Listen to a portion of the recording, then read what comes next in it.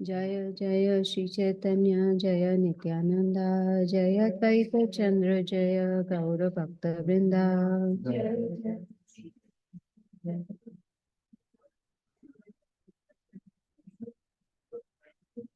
Jaya Jaya Shri Caitanya Jaya Nityananda Jaya Advaita Chandra Jaya Gaura Bhakta Vrinda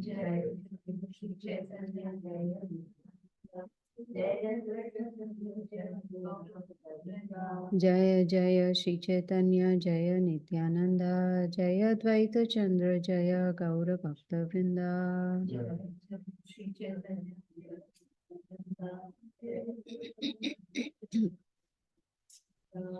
We are reading from Sri Caitanya Charitamrta Adi Lila, chapter number 5, Glories of Lord Nityananda, text number 1. Vande Ananta Bhutaishwaryam Sri Nityanandam Ishwaram Yasyachaya Tat Swarupam Agneyapi Nirupyate. Translation, text 1, yes. Translation by Srila Prabhupada. Let me offer my obeisances to Lord Nityananda, the Supreme Personality of Godhead, whose opulence is wonderful and unlimited. By his will, even a fool can understand his identity. Om Agyanatimirandasya Gyananjanashalakaya Chakshurunmilitam Yena Tasmai Shri Gurave Namaha. Very happy to see all of you after a long time. Oh. We are having a class after a long time. Hare Krishna. Surprise. Yes, long time.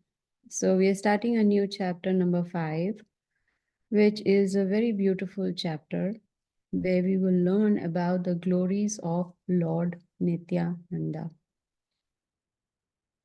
If we want to please Lord Chaitanya Mahaprabhu, we need to please Lord Nityananda. And to please him, we need to know who is he. Now, this we know Caitanya Charitamrta is written by Krishnadas Kaviraj Goswami. And he in this chapter is describing the glories and nature, both glories and nature of Lord Nityananda.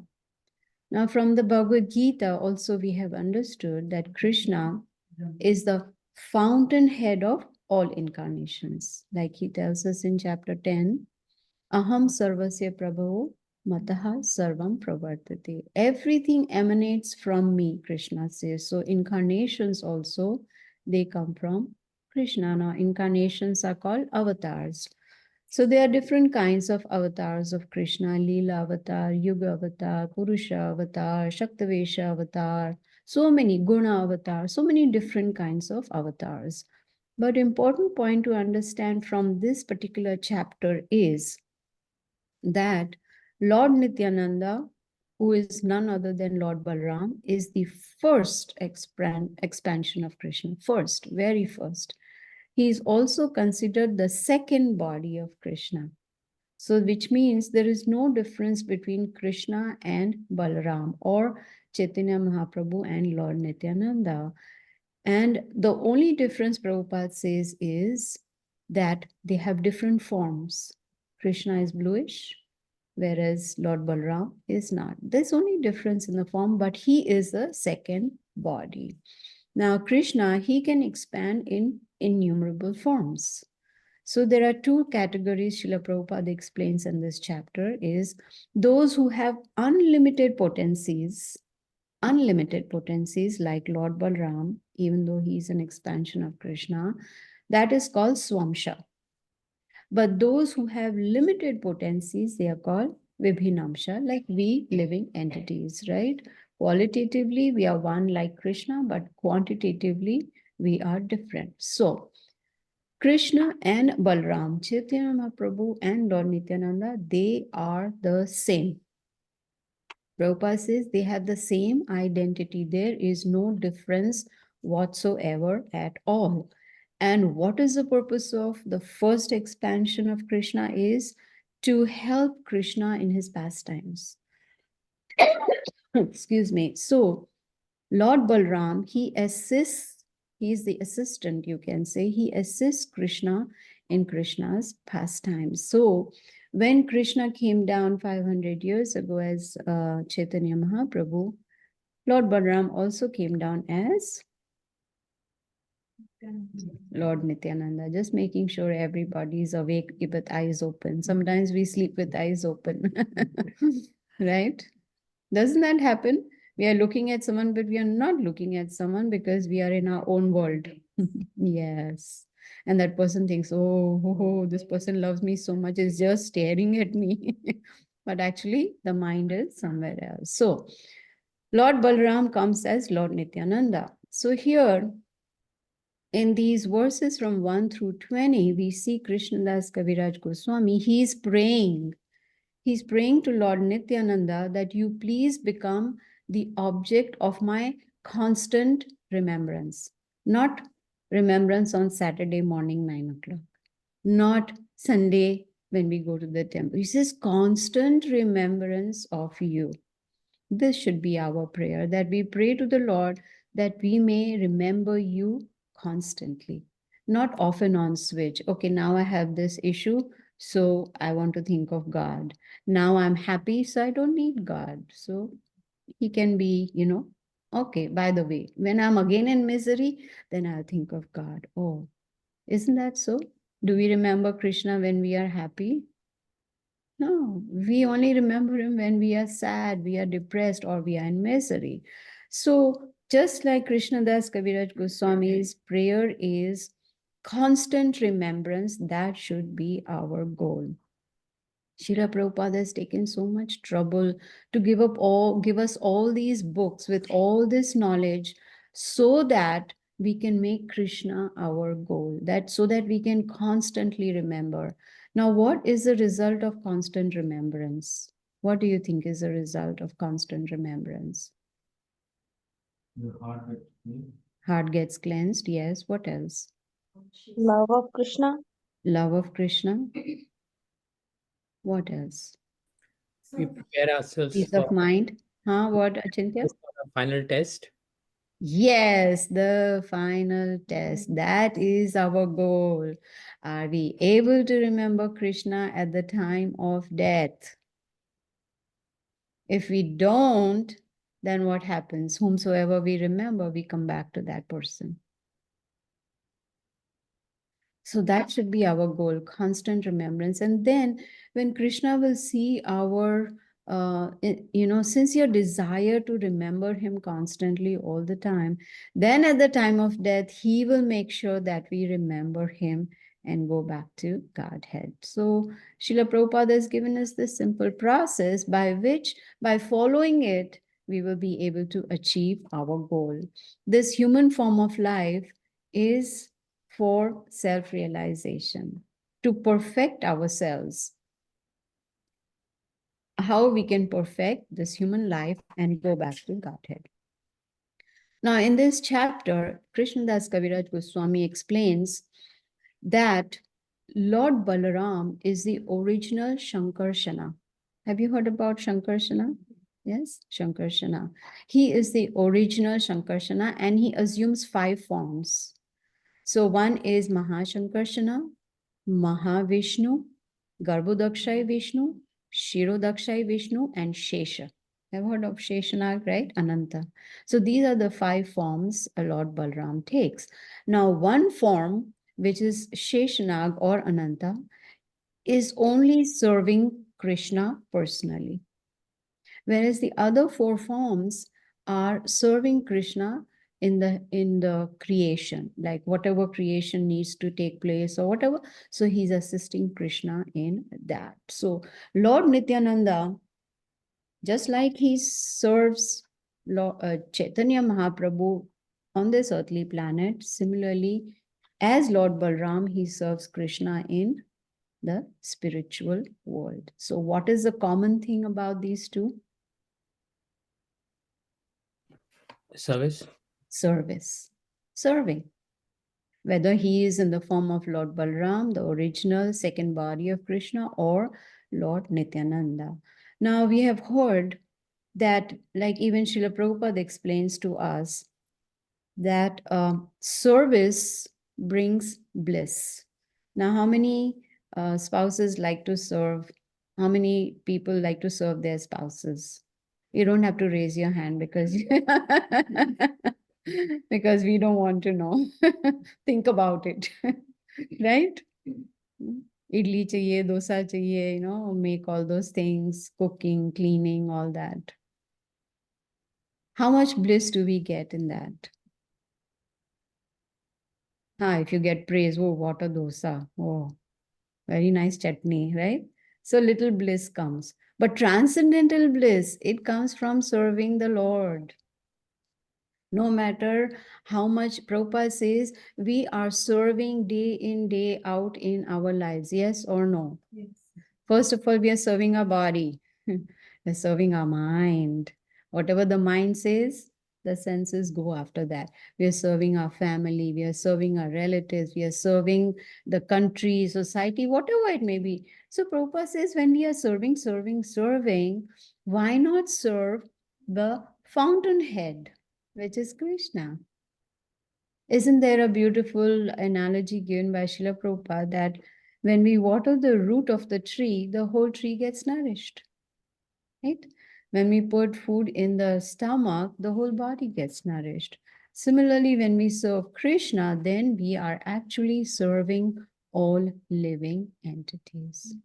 So here, in this few verses, there is an explanation about the material world and spiritual world.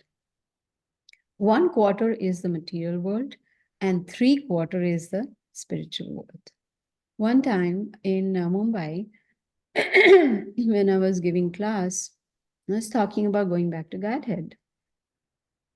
And one person said, but if everybody goes back to Godhead, it'll be overpopulated. There'll be no place. Just like here in material world, right? When we go to India, it's so hard to drive because there's so many cars on the road. So hard to go anywhere because even here, even on weekends, right? There's so much traffic, so many people. Go to the mall on weekend. Why weekend? Even on weekdays, there's so much rush, right? Overpopulation. So his question was that, oh, there will be again so much rush over there. I said, why are you worried? It's 3 times bigger than the material world. So everyone will be comfortable. But the important point is not everyone wants to go back. Yes or no? Right? There was this person, after some time, I asked, what would you like to be in your next life? What do you think his reply would be? Now, the reason he gave, I don't want to go back to Godhead because it'll be overpopulated.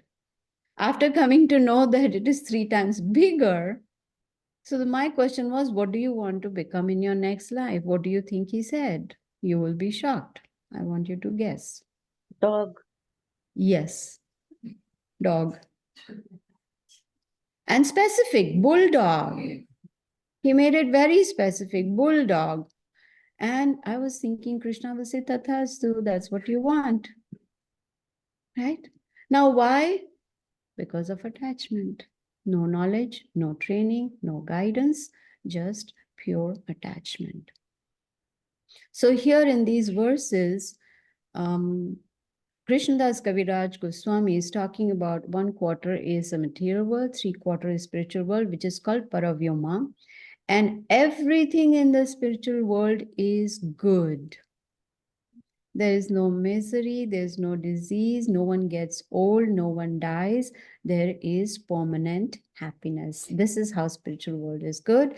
And it is manifested by the internal potency of Krishna. The highest, so we know this material world, then there is the spiritual world. Now the highest, now the spiritual worlds are called Vaikuntha planets, right? Kunta means what? Anxiety. Vaikuntha means no anxiety. So there are Vaikuntha planets, and the topmost Vaikuntha planet is Krishna Loka. That's the topmost. And that is the goal of a devotee, to reach the Krishna Loka. Now, Krishna Loka is divided into 3 parts: Dwarka, Mathura, and Gokul. So now when Krishna comes down to this material world, when he descends, he brings them with him. He brings what? Dwarka, Mathura, and Gokul with him. So there is no difference between these spiritual planets and these represented here in the material world. The problem is we cannot see that. When we go to these places, holy dhams, right? I don't know how many of you have went to Dwarka, Mathura, and Gokul.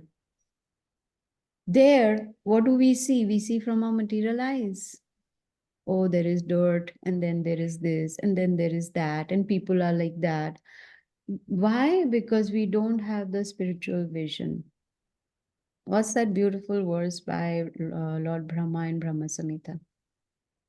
Premanjana Charita Bhakti Vilochanina Santa Sadhaiva Hridayeshu Vilokayana Yam Shama Sundaram Achinta Gunasvarupam Govindam Adipurusham Tam Aham Bhajami. When we have prema anjana, when we have kajal in our eyes of prema, love of Krishna, then we will be able to see what these holy dhams are. What do we do when we go to the holy dham, especially Vrindavan? What's the first thing we do? Honestly.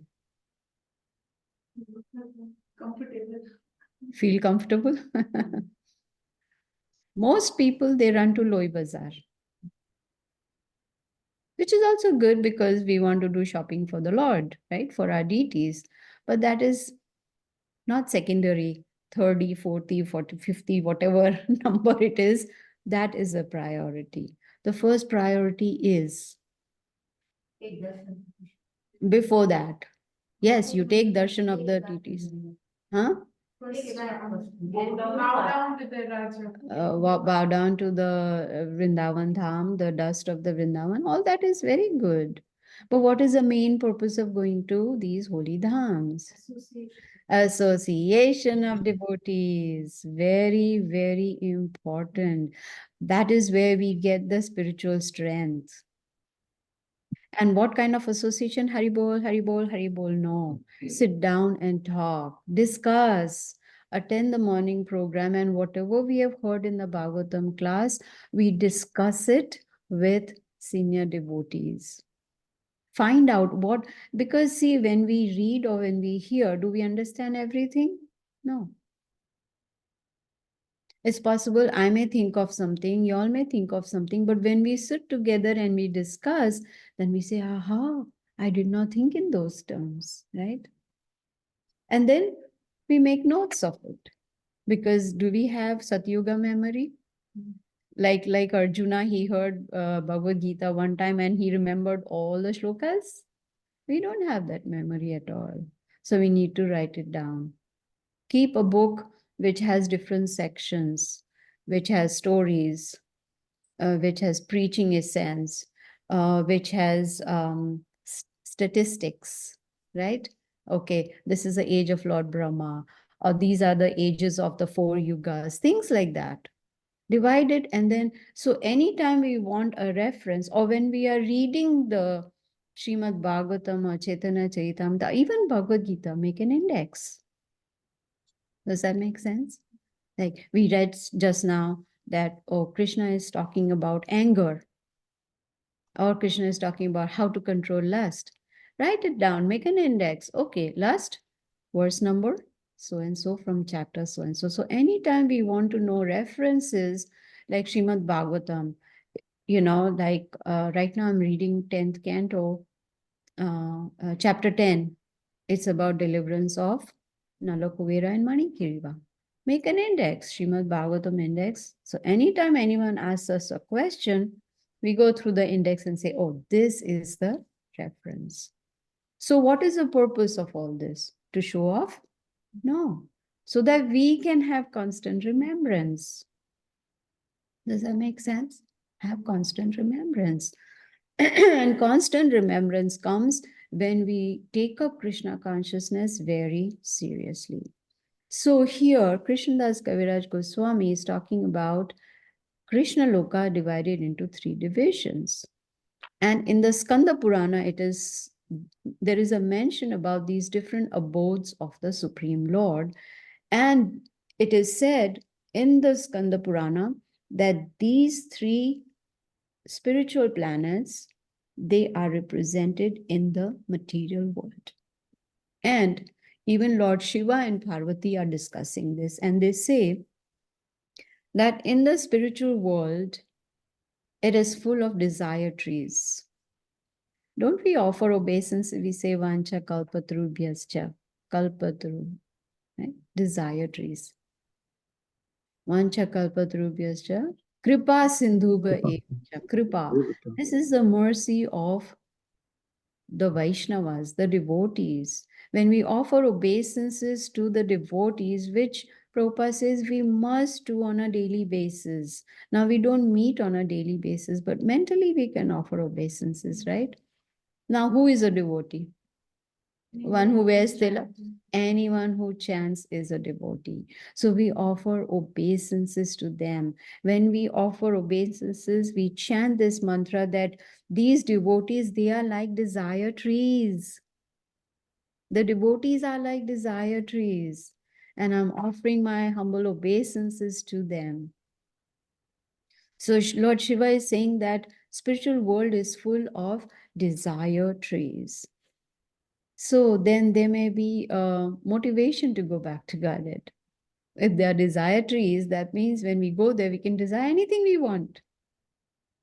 We can desire a Jaguar, or we can desire a $5 million home. Something, whatever we want, we can desire. Do you think we would do that? We won't get entrance into the spiritual world if our consciousness is still materially contaminated. We got to be completely purified, pure consciousness, pure senses, pure intelligence, pure heart. Then we will get entrance into the spiritual world. So, Brahma Samhita, in these few verses, there is a mention about Brahma Samhita describing Krishna Loka. How beautiful is Krishna Loka? It says that, in fact, it's also called Gokul. So Goloka is like a beautiful lotus flower with thousands of petals. Have you seen a lotus with thousands of petals?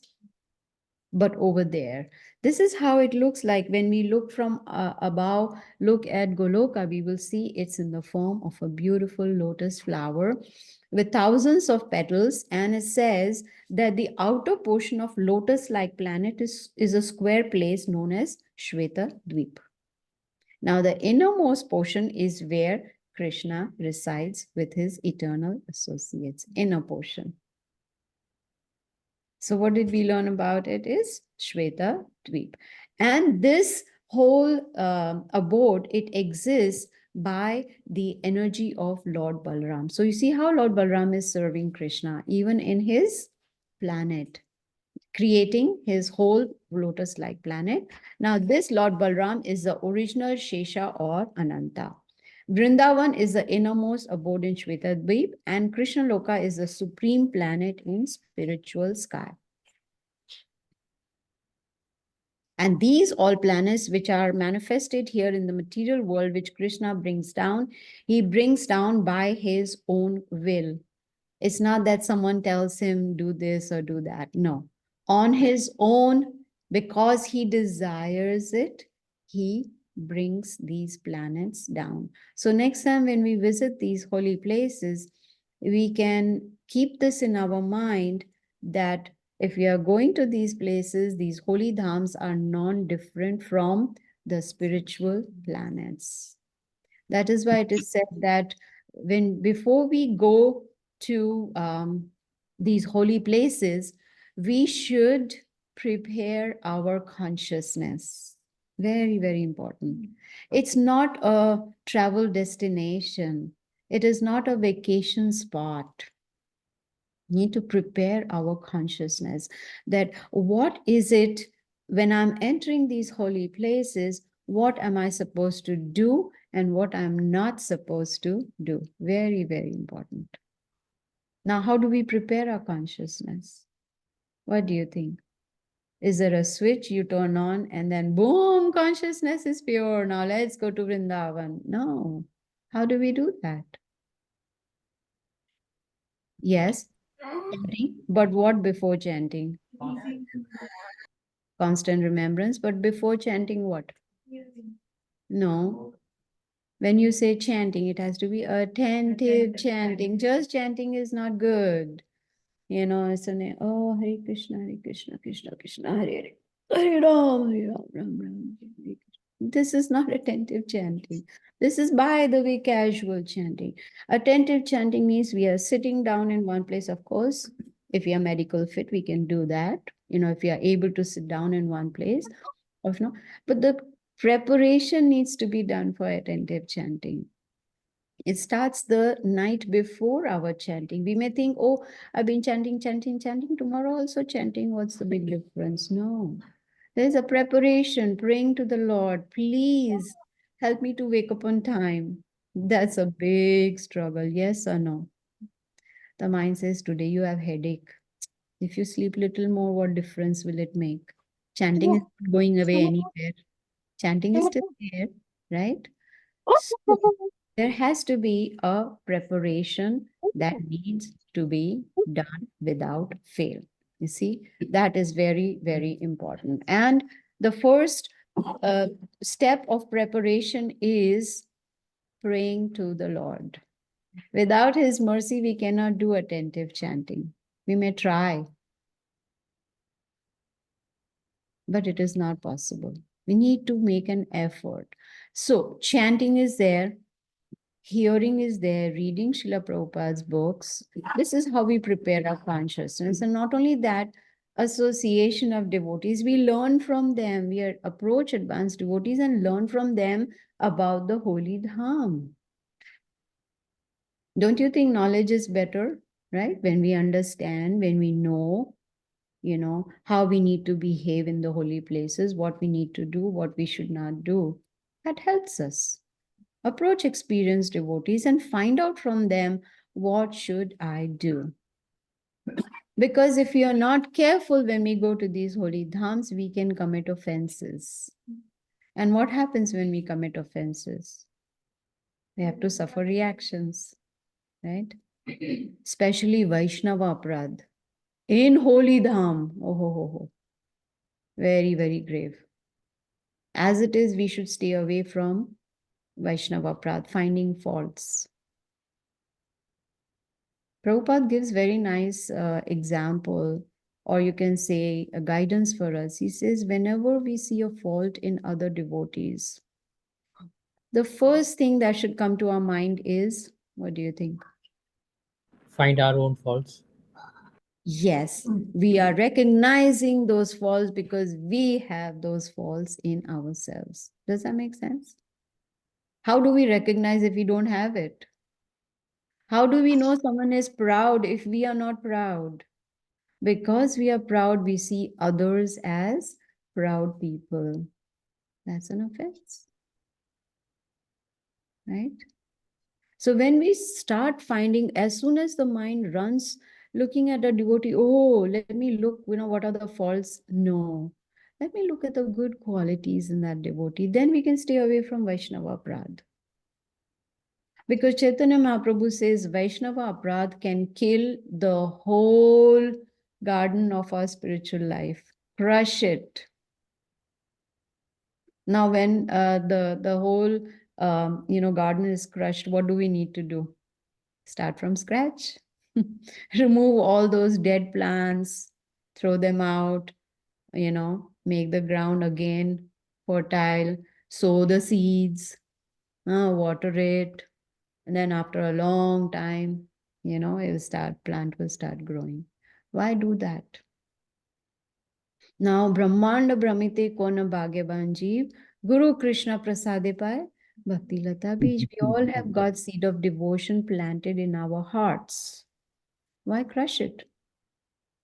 When we find faults in others, what we do is we fry those seeds. What happens when you fry the seed? They don't germinate because we fried them, right? So that is what Vaishnava Aparad does. So Krishnadas Kaviraj Goswami is saying that these places that Krishna brings down by his own will, they are identical to the original Gokul in spiritual world. Original. There's no difference at all.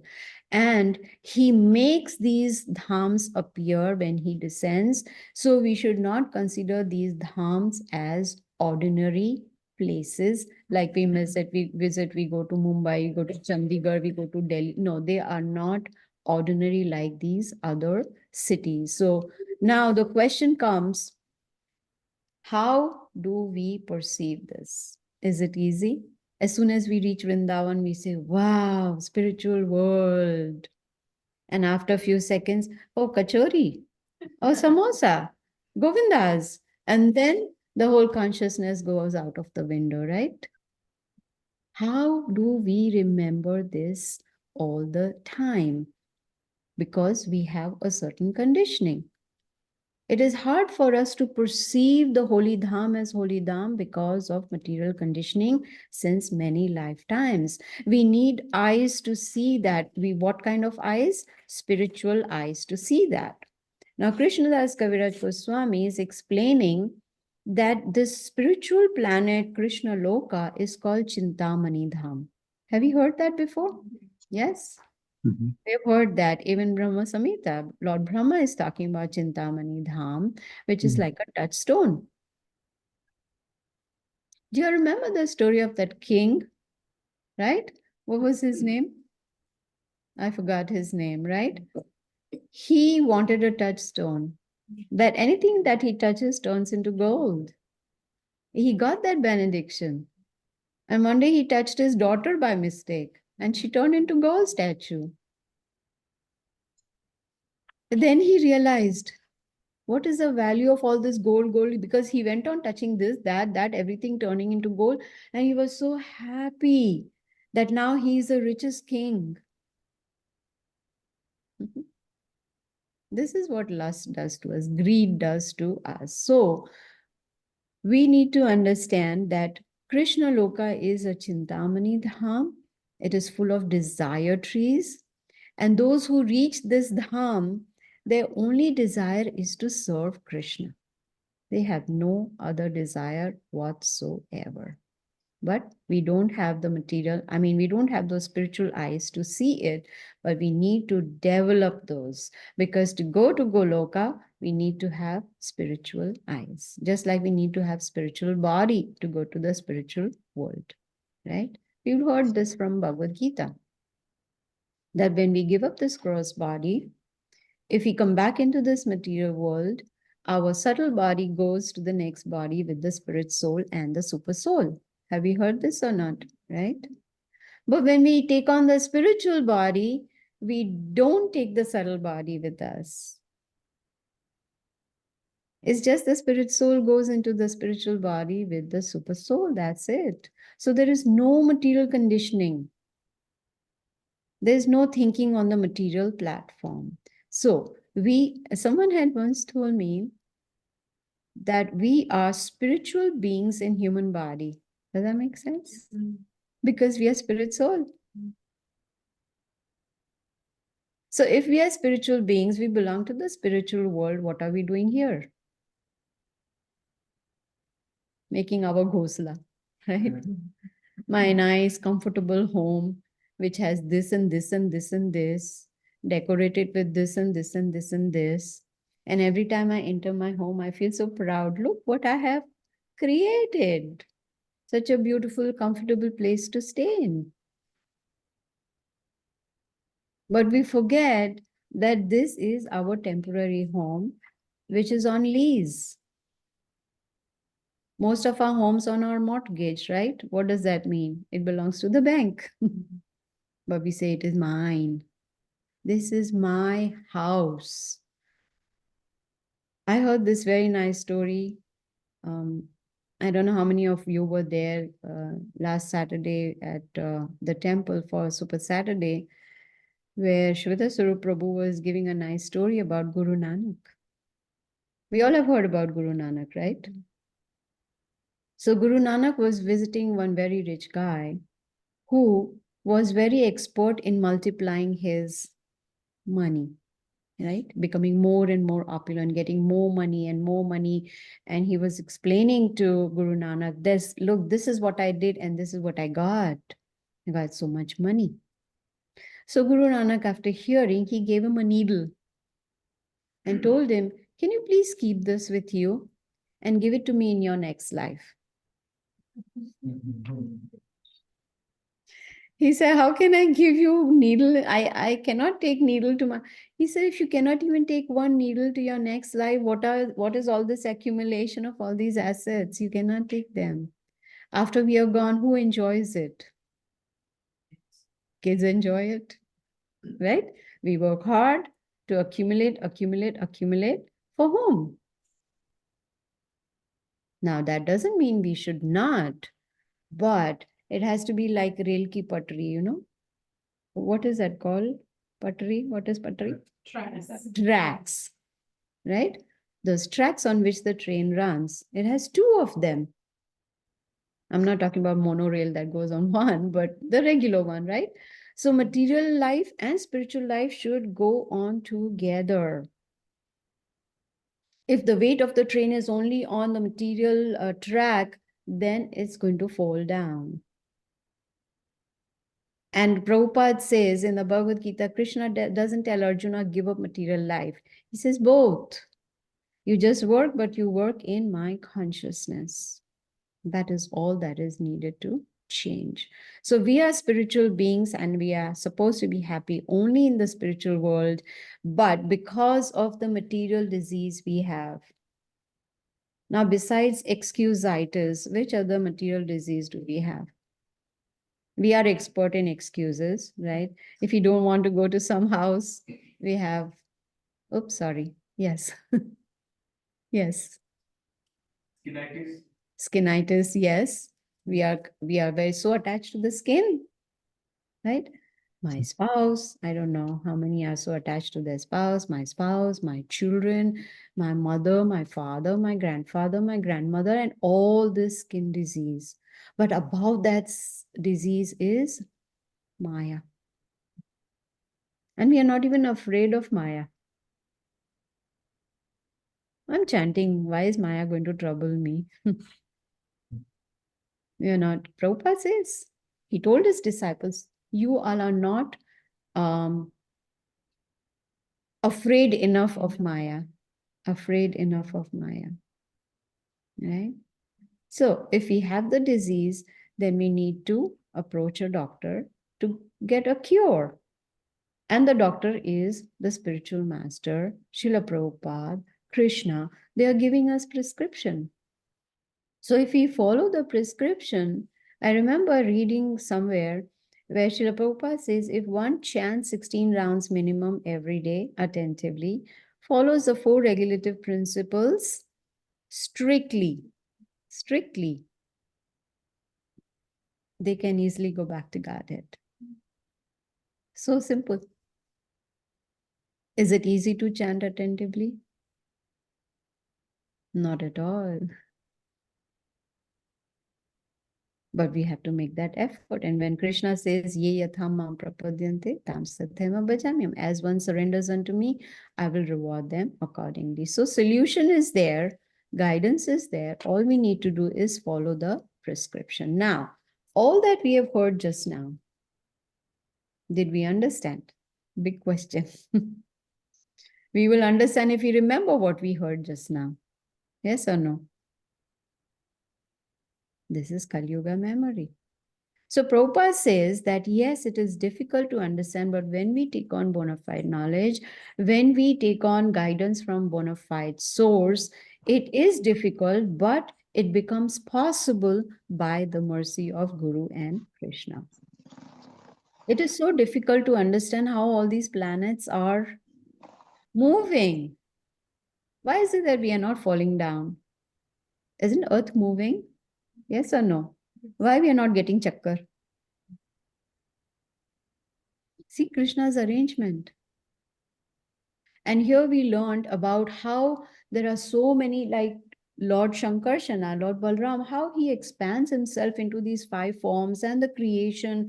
So when we see when we hear about the creation, especially in Srimad Bhagavatam, we see there are innumerable universes, right? And in all those innumerable universes, in one universe, we are there, right? In that one universe, there is one planet, Earth. In that planet Earth, there are many continents. So in one continent, we are there, in which there is one country. In that one country, we are in one state. In that one state, we are in one city. In that city, there are so many subdivisions. We are in one subdivision, and there is one house in that subdivision, and we are in that, and we think, I'm so great. We are so insignificant. This is what this chapter is telling us. We are so insignificant living entities, but we are very, very fortunate. What do you think is our good fortune? Yes, we found our bona fide spiritual master. We found Krishna consciousness. Many times I think about this. What if I was not Krishna conscious? I would probably be in a mental asylum, right? Yes or no? We all would be, because we would not understand why are we suffering, what is happening to me, why this one is troubling me, why, so many why. But because of this knowledge that Srila Prabhupada has given us, we understand who we are and what is our goal. Our goal is not to go to this wall, but go back to Godhead. What is our goal? That is perfection of human form of life. And this human form is a very easy vehicle that can take us back to Goloka Vrindavan. See, Prabhupada says anything that is beyond our conception, we should approach authority. Just like it is difficult for us to imagine, like Prabhupada says, that there is a bag of mustard seeds. As many mustard seeds are in that bag, which we cannot count, that many, so many universes are there. How do we conceive that? It's beyond our conception. How can we conceive that Krishna has put the whole banyan tree in one seed? Imagine, right? That seed we sow that grows into a banyan tree, and that banyan tree has so many seeds in which there are more banyan trees, right? So when we become conscious of all this beautiful creation of the Lord and everything that is happening, then we will be able to appreciate it more. So Krishnadas Kaviraj Goswami continues, he says that Lord Nityananda, he expands himself as the first quadruple, right? Vasudev, Shankarshana, Anirudh, and Pradyumna, right? That is the first quadruple expansion. That's the original one. And in Krishna Loka, there is a Shweta Dweep or Vrindavan. And below Krishna Loka are the Vaikuntha planets. And Lord Narayan is there in these Vaikuntha planets, which is, this Narayan is the expansion of the first quadruple manifestation, because there's a second one also, right? And Lord Balram in Krishna Loka is the original Shankarshana. From him expands Maha Shankarshana. From him, yes. And this Maha Shankarshana is present in the Vaikuntha planets, and he maintains the existence of all the spiritual planets. And all the living entities who are in these spiritual planets, they are all liberated souls. That is our goal, to become liberated so that we can go back to Godhead. We qualify ourselves, and there is no material energy in those planets. And here the second quadruple manifest is present. Now outside, he continues, he says, outside Vaikuntha is Brahmaloka. Very important point. Because Brahmaloka is the highest material planet. It is not a spiritual planet. So on one side is here the spiritual planets, the Vaikuntha, and says on the other side is Brahmaloka, which is the impersonal manifestation. And the other side of this Brahmaloka is the spiritual causal ocean. And there, the original Purusha expansion of Shankarshana is there. And that is Mahavishnu, who glances over material energy and the creation takes place. This Mahavishnu, he glances and he unites with material elements and the material creation takes place. And this material energy is called Pradhan. And the source of material energy is our best friend. Who? Maya. I'm being sarcastic. It's not our best friend. In a way, she is, because if she will test us, then we will become more serious in Krishna consciousness, right? So, in a way, she is our best friend. She's helping us. She is testing us to see, are we qualified to go back to Krishna Loka? So Mahavishnu, we've heard in Srimad Bhagavatam, enters into every universe as Garbhodakshay Vishnu, and from him comes Shirodakshay Vishnu, which is the super soul within the heart of every living entity. I remember I was giving this class in Mumbai and talking about these different Vishnus. And when I talked about Shirodakshay Vishnu, I had read in Srimad Bhagavatam that he is the size of the thumb in the heart, right? The super soul. So here, this Air India pilot, he asked me a question. He said, oh, if that is the case, then how such a big super soul can be in an ant's body? A good question, right? How? And I got confused.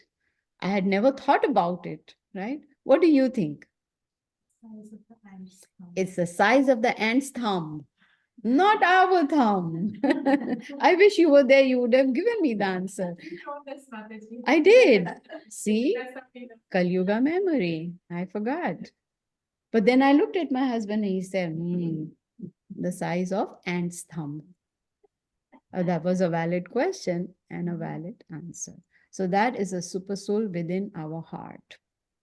And Garbhodakshay Vishnu, we know he enters into each planet, on his own planet in every universe, and Lord Brahma appears from his navel. Now it is said, continuing, in Vaikuntha, in every universe is an ocean of milk, and there's an island called Shweta Dweep where Lord Vishnu lives. Now this chapter describes two Shweta Dweeps, two of them. One is in Krishna Loka, and the other is just an ocean of milk in every universe. Two Shweta Dweeps. And the Shweta Dweep in Krishna Loka is called Vrindavan. So when we see Vrindavan in the material planet, it's the same Shweta Dweep which is there in Krishna Loka, where Lord Krishna performs his pastimes. And in Shweta Dweep in every universe, Lord Shesha is there, and he serves Lord Vishnu over there in different ways. How? He serves like being an umbrella of the Lord, like his shoes, like the couch on which he's lying down, the slippers, the pillows, you just all different garments, his residence, his sacred thread, and so on. This is how Lord Balram serves Lord Krishna. And said in Krishna Loka, Lord Balram is Lord Nityananda. The original Shankarshana, Mahashankarshana, and his expansions in the universes are his plenary portions. So Sankarshana and Shesha and Vishnus, they lie on Karana, Garbhodakshay, and Garbho and Ocean of Milk, and they are all plenary portions of Lord Nityananda. So we have covered till verse number 20 today. Next time we will continue with verse number 21. So we will end here. And also today is, who knows what is today?